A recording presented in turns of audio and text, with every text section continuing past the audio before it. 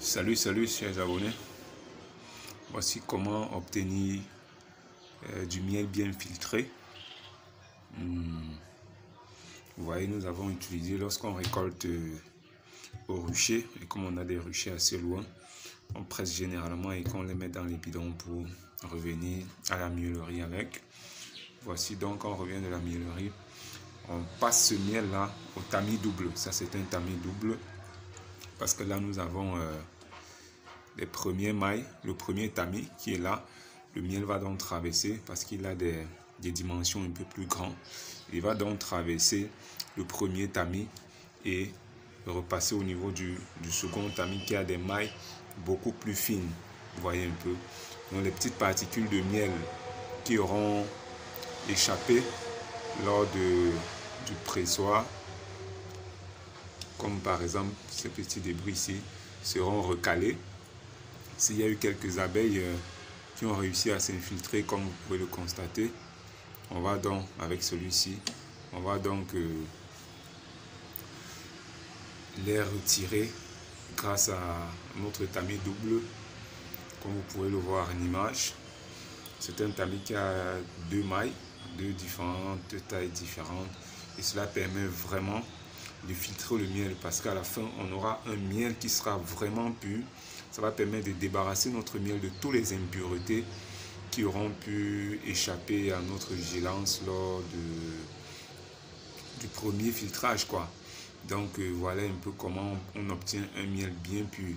Après cette étape, on va laisser le miel maturer environ 72 heures. Cela permettrait également de laisser les petites particules de cire qui auront passé. Vous voyez souvent quand il y a le miel, il y a des fines particules là, un trait blanchâtre qui est souvent au début de votre bocal ou de votre litre quand vous le laissez au repos. Donc quand on laisse maturer, c'est pour que ce miel là devienne beaucoup plus intéressant et beaucoup plus mûr. Et cela va donc permettre de débarrasser également le miel de cette particule de cire là qui auront pu traverser. Et puis voilà quoi. Donc c'était juste pour partager avec vous comment est-ce que nous faisons pour purifier notre miel et vous mettre pour mettre à votre disposition un miel de qualité. Alors n'hésitez surtout pas de passer votre commande si vous avez besoin de miel. Si vous aussi voulez investir dans l'apiculture, n'hésitez surtout pas de nous contacter via le numéro qui s'affiche en bas de l'image. Si vous avez besoin également d'un tamis comme celui-ci, n'hésitez surtout pas de nous écrire également via le numéro qui s'affiche en bas de l'image, car chez DAF, vous avez votre matériel apicole à disposition. Vous avez de très bons matériels qui vont vous permettre de mettre sur le marché des produits de qualité. Voilà, donc on va laisser le miel se filtrer au fur et à mesure. Allez, nous rappelons également que nous allons effectuer des formations du côté du Gabon. N'hésitez surtout pas à nous contacter, que vous soyez, peu importe là où vous êtes, vous pouvez également avoir accès à nos formations, car nous avons déjà également des formations en ligne sur Sekucha.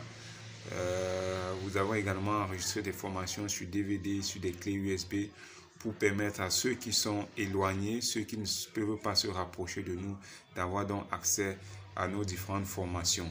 Donc n'hésitez surtout pas de vous abonner, de commenter, de partager et de liker la vidéo en cours. Le miel, c'est un médicament. Le miel, c'est vraiment de l'or. Nous devions toujours avoir 1 litre de miel au moins chez soi. Allez, on se dit à très bientôt. Voilà donc le résultat après filtration. Vous avez vu comment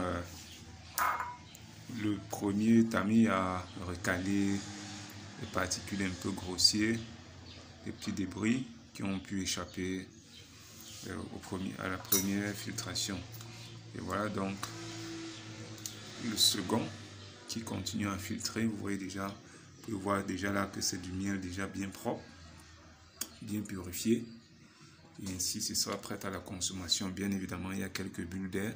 Donc, on va laisser maturer dans notre maturateur. Et puis après 72 heures, on pourra venir, on laisse maturer, c'est pour que les bulles d'air comme ceux-ci puissent remonter au-dessus. Des petites fines particules de scie qui ont pu traverser remontent au-dessus et puis on pourra venir racler cela. Après 72 heures, ce sera prêt à être embouté et prêt pour la consommation, quoi. Allez, on se dit à très bientôt.